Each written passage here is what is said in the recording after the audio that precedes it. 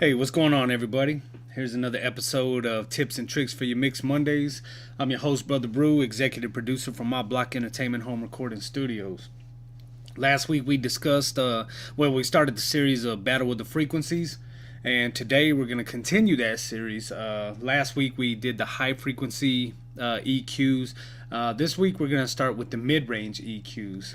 So let's go ahead and open up our little project that we have here. Okay, it's not going to be the same as last week because each week I kind of want to throw different kind of beats at you and just kind of show you how things are going to work. Okay, so it's not arranged, it's still raw in the mixer. So all right, so let's just dive right in. Okay, now I know the kick is going to be a low end, and we're going to discuss low end frequencies next week. But this week, what we're going to really concentrate is anything that has to do with mid-range. Okay, I got my interface turned all the way up. Okay, hi-hat is, high frequency. I think this Reactor 5, I think that's going to be my baseline. But I'm going to go ahead and just turn all these down real quick. And then we'll just get into the mid-range. Now, I know all these from 13 to 17 are all high frequency. So we're not going to really necessarily mess around with those. But today, for sure, we're gonna work on this snare here, because snares have a lot of mid-range, and it depends on what kind of snare, kind of sound that you're going for. In this one, this is how this one sounds.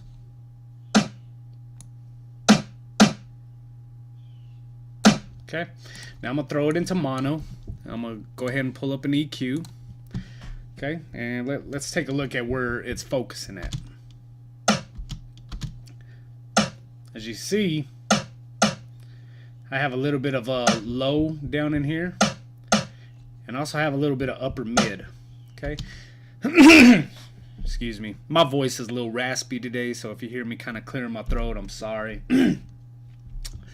Okay, so the first thing is we're definitely going to want to take out the low end area, because in the frequency, we want to try to eliminate as much of the frequency that's going on in the low end, especially the low end, because if you have I know I'm kind of jumping into next week, but the low end is really gonna put a lot of muddiness into your mix, and you don't want that. Excuse me, just got a text message. Weekend, okay, somebody wants to make a payment this weekend. Okay, that's fine. Okay, so what I just did was I just eliminated the low end. Now I kind of took out that bass in it, so what I'm gonna do is kind of raise it up, see where my level's at on my master. It doesn't take up that much room. Now it kind of sounds like it's kind of snappy in a way, so I'm gonna probably bring this back probably a little bit in between this 2 and 3 area right here. Yeah, that's good right there. Now what I'm gonna want to do is go ahead and drop it where it's having the most frequency response, which is right there in that area. That's where it's pretty much lighting up the most, or the darkest area. Okay, so I'm gonna take that and I'm gonna reduce it. And what I meant to say in the last tutorial is that we do boosts and cuts, and they're also called additive and reductive EQs if you want to sound professional. So from now on, we're going to call it reductive EQs. Okay, so now I've reduced it, I've cut it. Okay, now let's play it. Okay, now it sounds like it's kind of ducked in a little bit. Now I'm going to sweep this across and kind of see where that sweet spot's at.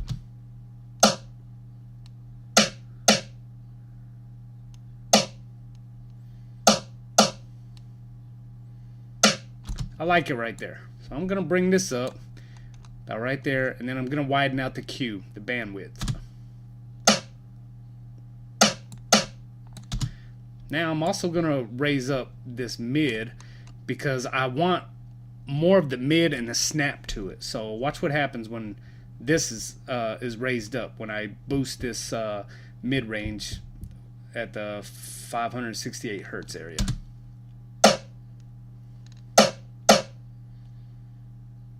Okay. Now let's listen to it without the EQ.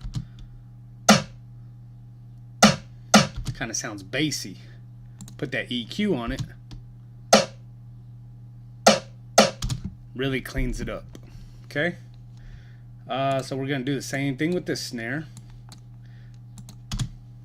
Now this one has a lot of low end on it, and when I put up this EQ, you're gonna see a whole bunch of frequency responding in this area right here. Watch. See that? Especially in this area right there. So we're gonna go ahead and cut it. We're gonna take out this low end up until the point where it starts having the most response.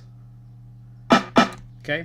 Now when you have that kind of, you know, activity going on in an area like that, you can take the band that you actually cut from here and you can boost the bandwidth. Okay. Instead of widening it, you're basically narrowing it. What that does is it makes it like a high pass filter. Okay. See right there. And you know, if you wanted to, you can take out some of this frequency here, kind of narrow the Q on that. Let's bring it back right about there. Now let's I want it to kind of snap at me, so I'm gonna either choose between 5 and 6. I'm gonna go with 5 and kind of move it right here into this mid to upper mid here. Okay, about right there. Narrow the Q.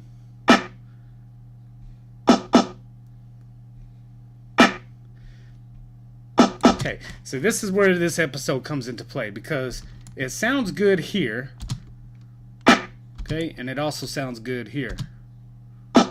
Okay, because all I would need to do if I left it here at a, you know, cutting it, all I would need to do is just boost the volume.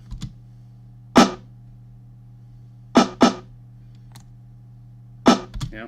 Now let's listen to the two snares together and level adjust them.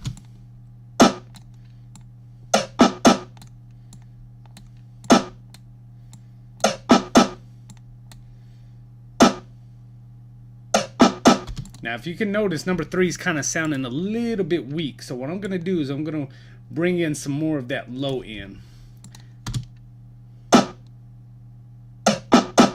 and I'm also going to raise this one up. There we go. Alright, and then from this point, you know, I would start creating space, and if you've watched those series, you would know that you would add a reverb and slowly start bringing this out. And just for fun, you know, we'll just put in you know, a reverb effect. I'm not going to set it, but I'm going to give you an example of how that happens. See how that sounds? Okay, obviously that's way too much reverb, but just to give you an idea of how that happens, okay? So we're going to keep that in mono, and then we're going to go on to this. Okay, that's a bass. We don't really want to worry about the bass because that's more of a low end.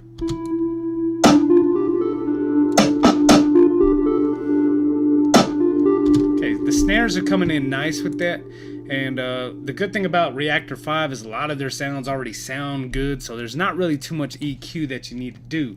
So we're going to look at the analysis, and right now I have a lot of action going in the low mid area. So like, you know, you always take out that low end. There's a little activity there. We're just going to take that out. Okay.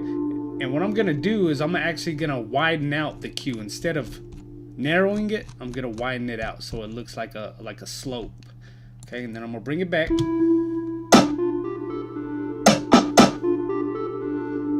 Slowly bring it back. Because basically what you're doing is you're lowering the volume because this band is starting to come down. See how it lowers it down? So basically, in essence, you're cutting out every frequency from here back, and you're just rolling them out. So right.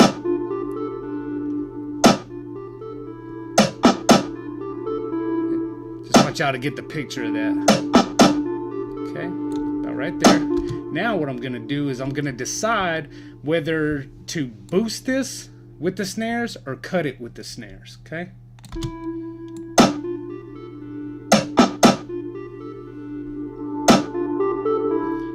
So obviously cutting it's gonna sound better. And then I'm gonna narrow the Q.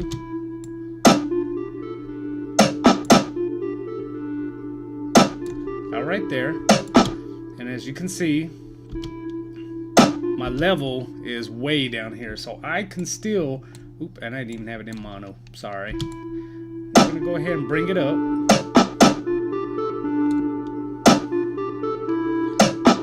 Okay, let's take a look at the, see how we're having a little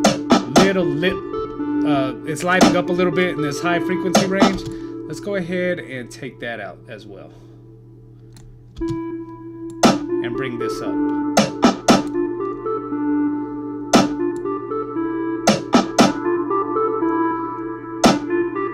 Find that sweet spot, bring it down, narrow the bandwidth.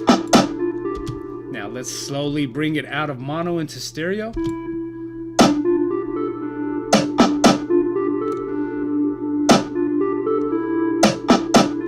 Okay, now let's listen to all this without the EQs.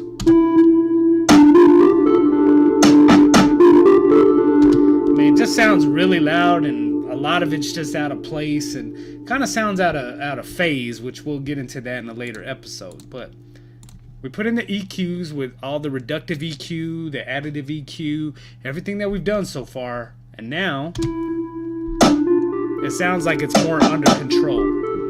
And when we're mixing and when we're doing EQing like this is basically what you want to do, is you want to get the sounds all under control. Because if you have all your sounds just going everywhere and you don't really have control over your mix, then your mix is going to essentially sound like it's out of control. So that's pretty much it. I mean, I could go on to this next one, and let me see what this other one is here. That's more of a high range. Okay, see, this one is it's high range to mid range. You see this one, upper mid to high range. Let's see this one.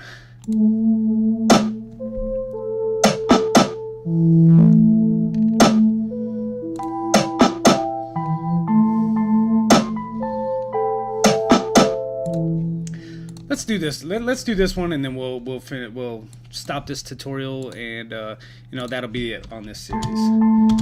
So as you can see, I have action going on in the low, the bass to low mid range again, somewhere around that 3. And if you've noticed, some of the EQ that we've been doing has been in this area. Okay, let's see. I believe it was this one. Oops, which one was it? This one. Sorry, this one. See right there, that's where low mid's at. But if we take a look at this one, it's kind of in the same area, but what we're going to do is go past that point that we had on this one, which is right here. We cut it out. I mean, it's still there at 375 hertz, but when we come to this one, we've actually cut it out to 375, which is but we have a steeper slope, okay? But we're gonna cut it out even more a little bit. We're gonna go to 610, and then we're also gonna take this out. So basically we have just eliminated everything in the low end. So of course we hear what we just EQ'd, but this sound I could barely hear. So let's bring it up, bring up the fader, and then click this one back on. Okay, let's bring it out of mono into stereo and see how it sounds.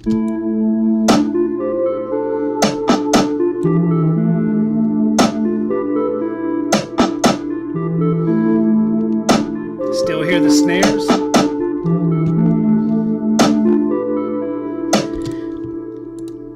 Now, one thing I would do here is maybe just boost this up in the mid-range area, because In this mix, we haven't done anything in this mid-range section here, so I'd probably boost that a little bit. And also to give me, excuse me, some more space, because since those two frequencies on these two channels are so close together, I would probably pan this to the right a little bit, and maybe pan that to the left just a tad.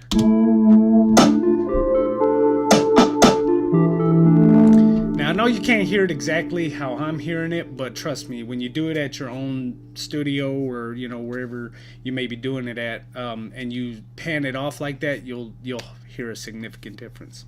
So that's pretty much it for the mid-range. I mean, it's all about additive and reductive EQ and controlling your sound. So next week we're going to get into pretty much the easy part of additive and reductive EQ, and that's the low end, but you got to be real careful in that low end. But I'm not going to get too much into it. You're just going to have to tune in next week. So until then, God bless everybody, and we'll see you next week for another episode of Tips and Tricks for Your Mix Mondays. See you later.